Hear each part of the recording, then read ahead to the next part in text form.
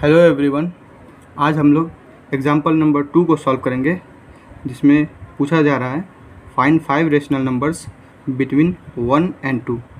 ठीक है, तो हम लोगों को एक नंबर दे दिया गया 1 और दूसरा नंबर दे दिया गया 2, और इन दोनों के बीच में हम लोगों को 5 रेशनल नंबर्स फाइंड आउट करने हैं। ठीक है, तो गाइज एक चीज़ मैं बताना चाहूँगा आप लोगों को कि अगर कोई नंबर है, ठीक है, उसको हम लोग डेसिमल के फॉर्म में इस तरह से 0.0 करके लिख सकते हैं। ठीक है, जैसे 1.1 इक्वल टू 1.0, 2 इक्वल टू 2.0। ठीक है, इस तरह लिख सकते हैं।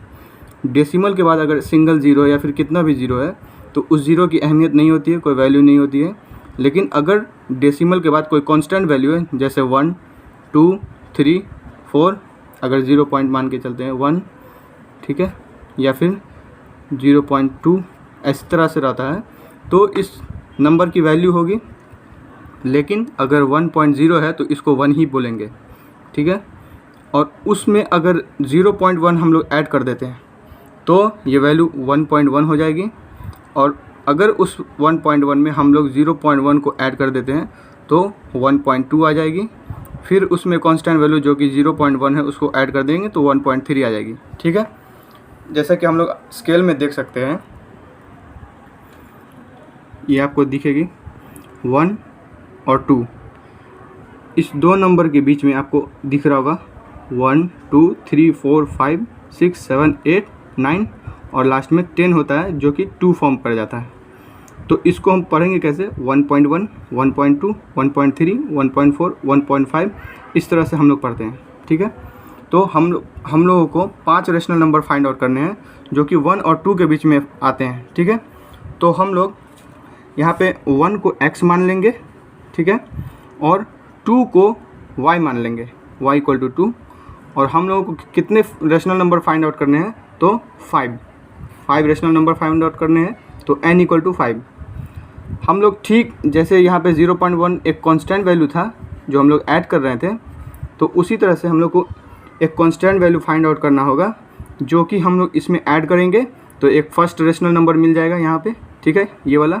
फिर इस रेशनल नंबर में एक कांस्टेंट वैल्यू को जोड़ेंगे तो फिर ये सेकंड रेशनल नंबर मिल जाएगा। फिर इस रेशनल नंबर में कांस्टेंट वैल्यू जोड़ेंगे तो फिर ये थर्ड हम लोग को रेशनल नंबर मिल जाएगा।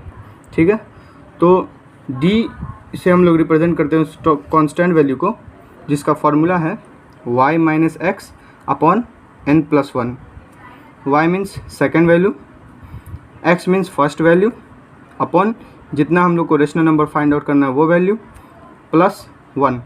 ठीक है, तो इस तरह से हम लोग 2 minus 1 upon 5 plus 1 equal to 1/6, जिसका एक डेसिमल फॉर्म में ये वैल्यू होता है 0.1666666 डॉट डॉट पर ये कांस्टेंट वैल्यू है। ठीक है, इसको फ्रैक्शन में 1/6 के में लिखा जाएगा। अगर हम लोग x में, जो कि ये वैल्यू है, ठीक है, इसमें हम कांस्टेंट वैल्यू d को जोड़ देते हैं तो हम लोग को फर्स्ट रेशनल नंबर मिल जाएगा जो कि x plus d equal to 1 plus 1/6 equal to 7/6। ठीक है, यहाँ पे उसका डेसिमल वैल्यू ये होता है। ठीक है गाइज, वैसे तो हम लोग को रेशनल नंबर जो कि फ्रैक्शन में होते हैं वो उस तरह से ही लिखते हैं। यहाँ पे मैंने डेसिमल वैल्यू इसलिए निकाला है ताकि आपको समझ में आ सके कि हम लोगों ने 1 में कुछ जोड़ा है तो हम लोगों को 1 से बड़ी वैल्यू मिली है। किसी भी चीज़ में अगर हम लोग कुछ जोड़ते हैं तो उसकी वैल्यू बढ़ जाती है। ठीक है, तो 1 में पहले ये 1.000 था, अब हम लोगों ने ये वैल्यू कांस्टेंट वैल्यू जोड़ दिया है तो 1.16667 मिल गया है। ठीक है, फिर इसी रेशनल नंबर में जो कि फर्स्ट रेशनल नंबर हम लोग को मिला है उसमें हम कांस्टेंट वैल्यू d फिर जोड़ देंगे तो हम लोग को मिल जाएगा x प्लस 2d। ठीक है, तो इसको कैलकुलेट करेंगे तो 4/3 फ्रैक्शन के फॉर्म में आएगा, जिसका एक कांस्टेंट वैल्यू आएगा 1.3333, जो कि फर्स्ट रेशनल नंबर से बड़ी वैल्यू है। फिर से हम लोग को x plus 3d find out करना है, जो कि हम लोग को थर्ड रेशनल नंबर मिलेगा जो कि 1.5 है। ठीक उसी तरह से x plus 4d equal to, ये x की वैल्यू है, 4 कांस्टेंट वैल्यू है और ये d की वैल्यू है, और हम लोग 5/3 पाएंगे जिसका एक वैल्यू है 1.66 जो कि इससे बड़ी है। फिर हम लोग fifth rational number find out करेंगे जो कि x प्लस 5d के फॉर्म में है। x एक कांस्टेंट वैल्यू जो कि 1 है और 5 भी एक कांस्टेंट वैल्यू है और d 1/6 इक्वल टू 11/6, तो हम लोग को 1.8333 फॉर्म मिल जाएगा। तो इस तरह से हम लोग को 5 रेशनल नंबर जो कि 2 नंबर 1 और 2 के बीच में मिलते हैं, वो है 7/6, 4/3, 3/2, 5/3 एंड 11/6। गाइस आज के लिए बस इतना ही, मिलते हैं नेक्स्ट वीडियो में नेक्स्ट टॉपिक पे। Thank you.